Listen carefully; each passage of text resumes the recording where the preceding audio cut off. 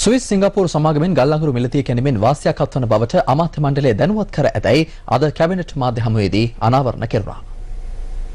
අමාත්‍යවරයා පෙන්වුවා ඩොලර් 9ක ලාභයක් තිබෙනවා සීරීස් එකට එක ටෙන්ඩර් එකක් ගියොත්. කෑලි දැම්මොත් එහෙම මේ ඊට වඩා ඉහළ මිලක් තමයි තියෙන්නේ. ඒ අනුව විශාල මුදලක් ඉතුරු කර ගැනීම තමයි මේ විදිහට මේ ටෙන්ඩර් පරිපාටියට ගියේ කියන. මේක පට්ටපල් බොරුවක්. මෙවැනි දූෂිත වංචනික ගණන් හැදිල්ලක් කරන්න පුළුවන් ලංකා විදුලි බල මණ්ඩලයේ නිලධාරීන්ට පමණයි. ඒ සඳහා අවශ්‍ය කටයුතු සිදු කරන්නේ ඒ විදුලි බල මණ්ඩලයේ දූෂිත ලේකම්වරයා තමයි දිගින් දිගට.